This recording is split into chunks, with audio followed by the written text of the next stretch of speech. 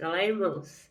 Saúdo cada um de vocês com a graça e a paz do nosso Senhor Jesus Cristo. Amém? O meu nome é Miriam Anita e eu estou aqui só para contar para os irmãos aquilo que eu entendi do texto chamado Confie na Mão de Deus. Esse texto foi escrito pela irmã Bárbara Cabral. É um texto que está no Manancial, que é uma publicação de meditações diárias da União Feminina Missionária Batista do Brasil. Então, como eu sempre digo, não fui eu quem escrevi, eu só vou ler o texto e comentar com os irmãos aquilo que eu entendi, ok? Isto dito, vamos iniciar orando? Senhor Jesus, em teu nome pedimos que tu nos abençoes, que nós possamos realmente confiar todas as coisas na tua mão. Obrigada, Senhor, que tu estejas conosco nessa reflexão para que ela possa realmente ser um ensinamento que seja prático na nossa vida. Amém. Bem, irmãos, então, nosso texto bíblico está em Isaías 41, versículos 6 a 10. E diz assim, olha, os que fazem imagens se ajudam uns aos outros. Cada um procura animar o seu companheiro. O escultor animou o ourives. Aquele que bate o ferro com o martelo elogia o que solda o ídolo. E diz, que trabalho bem feito! E com pregos fixam a imagem no lugar para que ela não caia. O Senhor diz ao povo de Israel, você é o meu servo, o povo que eu escolhi. Vocês são descendentes de Abraão, meu amigo. Eu os trouxe dos fins da terra, dos lugares mais distantes do mundo, e lhes disse, vocês são os meus servos. Eu os escolhi e nunca os rejeitei. Não fiquem com medo, pois estou com vocês. Não se apavorem, pois eu sou o seu Deus. Eu lhes dou força e os ajudo. Eu os protejo com a minha forte mão. Amém? Bom, irmãos, eu só queria abrir um parênteses que não tem nada assim especificamente a ver com o nosso texto. É com relação ao versículo 6. Algumas traduções dizem assim, um ao outro ajudou e ao seu companheiro disse, esforça-te. Outras dizem assim, um ao outro ajudou e ao seu companheiro disse ser forte. Enfim. E aí, muitas vezes, este versículo ele é usado em pregações e mensagens que querem falar sobre a união entre irmãos.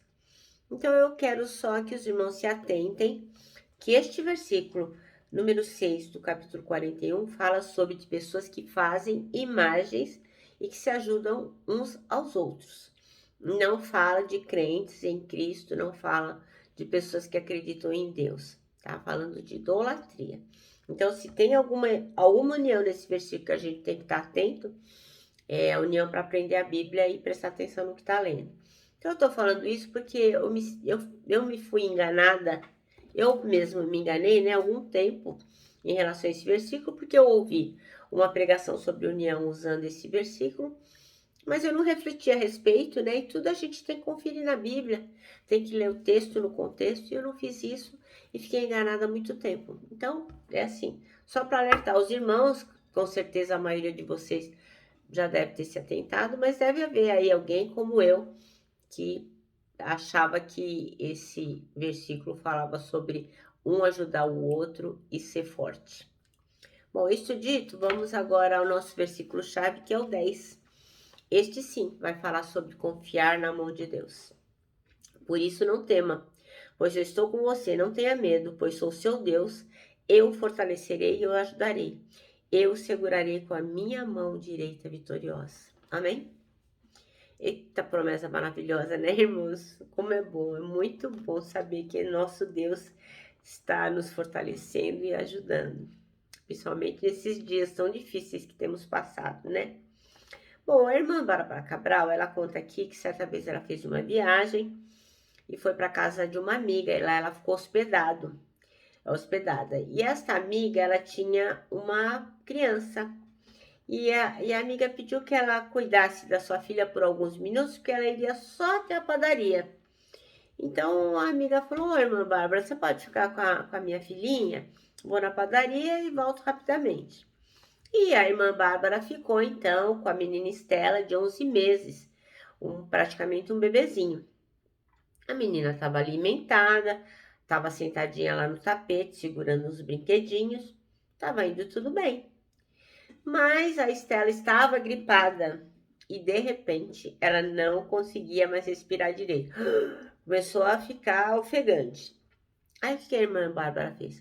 Pegou a criança no colo e pegou uma fralda para limpar o nariz da criança. Quando a menina viu aquela fralda enorme vindo na direção do seu narizinho, ela começou a empurrar a fralda e a chorar.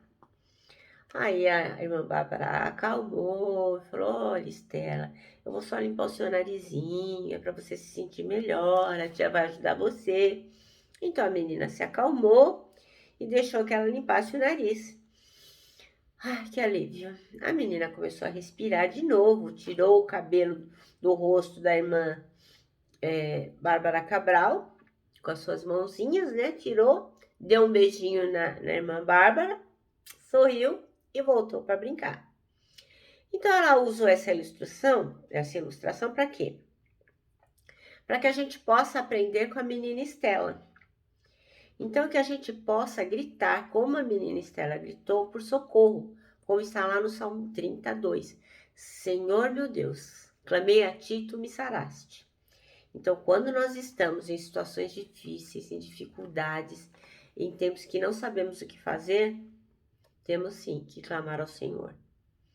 A gente também tem que confiar, tranquilo, porque a gente sabe que a gente vai estar na mão de quem pode nos socorrer, que é o nosso Deus. Não há outro, né, irmãos? Por mais que nós queiramos dar um jeitinho, o Senhor é o nosso socorro, né? Presença certa no tempo da angústia. Então, às vezes é desconfortável, às vezes é dolorido, às vezes a gente não entende como esse socorro vem, porque nem sempre os métodos do Senhor ele faz conhecer, né, a nós. Às vezes a gente não entende nada qual é o método do Senhor. Mas o importante é que vale confiar nele e esperar nele, né?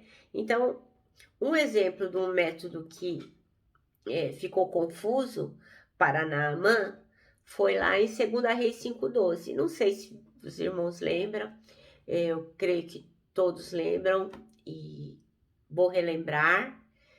E para quem não sabe, vou contar. Então, tinha um capitão muito importante chamado Naamã, ele era chefe de um exército e ele ficou leproso. E ele saiu lá da Síria para se entrevistar com Eliseu, um profeta, porque a empregada dele disse para ele lá, a menina disse, olha, o profeta Eliseu vai te sarar. E ele foi lá. Chegou lá, o profeta, em vez de ir atendê-lo, falar para ele fazer uma coisa mirabolante, não.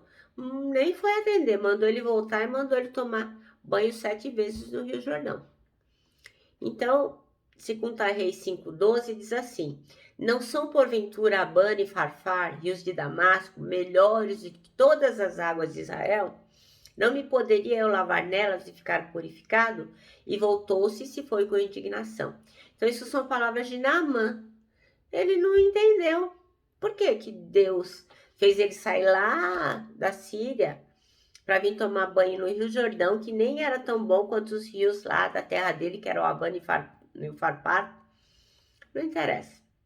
A gente muitas vezes não conhece os desígnios de Deus. O que nós temos que fazer é confiar, apenas confiar. E esperar no Senhor, né? Como diz aqui, que vale a pena confiar e esperar no Senhor, como está no Salmo 41. Esperei com paciência no Senhor e ele inclinou para mim o ouvido e ouviu o meu clamor. Então, a recompensa é o alívio, como está lá no Salmo 23, que eu tenho certeza que a maioria dos irmãos conhece, que é aquele salmo que diz que o Senhor é meu pastor, que nada me faltará, deitar-me faz em verdes pastos e por aí vai. Então, os irmãos que já sabem o salmo de cor não precisam consultar na sua Bíblia. Aqueles que não sabem, ou peguem a sua Bíblia, Salmo 23, ou procurem no Google, tá bom? Para saber do que é que nós estamos falando aqui em termos de alívio e de descanso. Então, o Senhor não desampara ninguém, como está lá em Hebreus 13:5. Sejam vossos costumes sem avareza, contentando-vos com o que tendes, porque ele disse, não te deixarei nem te desampararei. Isso é uma promessa para a vida inteira, qualquer circunstância que estejamos passando. Épocas de Covid, épocas sem Covid, épocas que estamos bem no casamento, épocas que estamos mal, épocas que estamos bem no emprego, épocas que não estamos, com saúde, sem saúde. Sim, o Senhor diz que nunca, nunca vai nos deixar nem nos desamparar.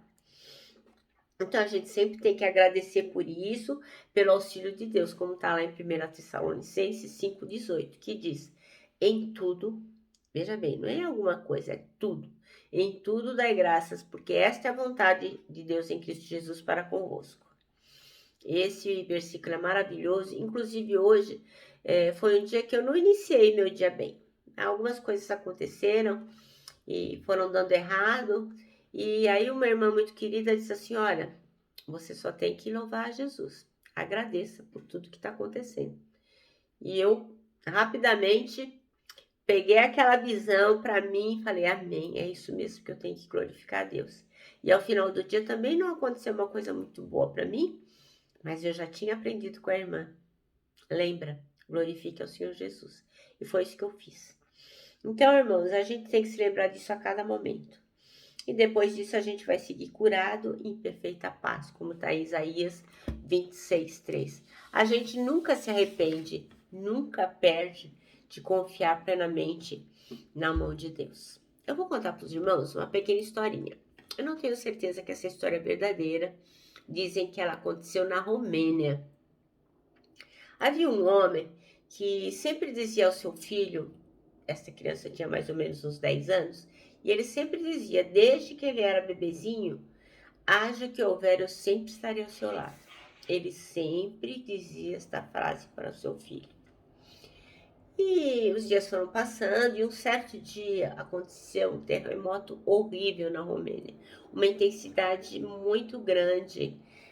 Os prédios vieram todos abaixo. Aquele homem correu loucamente para a escola do seu filho. E quando chegou lá, só encontrou um montão de ruínas. Imediatamente ele e os outros pais começaram a cavar. Depois vieram os bombeiros e mais pessoas para ajudar. E eles cavando, cavando, as horas passando rapidamente e com elas a esperança de encontrar alguém com vida ia se esvaindo. Então, um a um, cansados e desesperados, os pais foram deixando o trabalho de busca para os bombeiros. Mas aquele homem não. Aquele homem, de forma obstinada, teimoso, ele continuava, insistia em procurar o filho.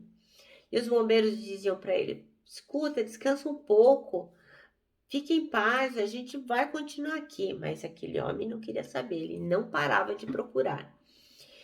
E ele sempre se lembrava da promessa que ele havia feito para o filho, e aquela promessa renovava suas forças. E ele se lembrava: haja que houver, eu sempre vou estar do lado do meu filho. E aí o que aconteceu? Num dado momento, ao afastarem uma enorme pedra com a ajuda de um guindastre, ele chamou mais uma vez pelo filho. E aí uma vozinha doce, infantil, invadiu todo aquele lugar. E o menino respondeu: pai, eu estou aqui. E aquele homem sentiu um grande alívio e falou: meu filho, você está bem? Tem mais alguém com você? Aí o menino respondeu: sim, eu estou bem. Estão comigo todos os alunos da minha classe. Estão todos aqui. A gente está com fome e com sede. E aquele homem agradeceu muito. Eles tinham ficado presos entre um vão de dois pilares de concreto e conseguiram se salvar. E aí aquela confusão, né? Um monte de repórter. Aí veio uma televisão entrevistar o menino e perguntou para ele se ele havia ficado com medo. E ele deu uma resposta que emocionou a todos. Ele falou: não, eu não fiquei com medo em momento nenhum e nem deixei os meus amigos ficarem. Eu falei para todos os meus amigos: não precisam ter medo. Fiquem tranquilos, meu pai irá nos achar. Ele prometeu que irá estar ao meu lado sempre, a vida toda, e ele nunca quebra uma promessa. Bom, irmãos, que nós possamos, como este menino, ter plena certeza que o Senhor nunca quebra uma promessa e que Ele vai estar conosco por toda a nossa vida. Bom, o nosso manancial termina assim, ó. Clame a Deus por socorro e espere confiante a ajuda do Senhor. Eu me despeço aqui com o meu abraço fraternal, com o meu abraço de ursa. Lembrando que em 2021 ninguém solta a mão de ninguém. E lógico, né? Com o meu na palavra de ordem, que é saudade.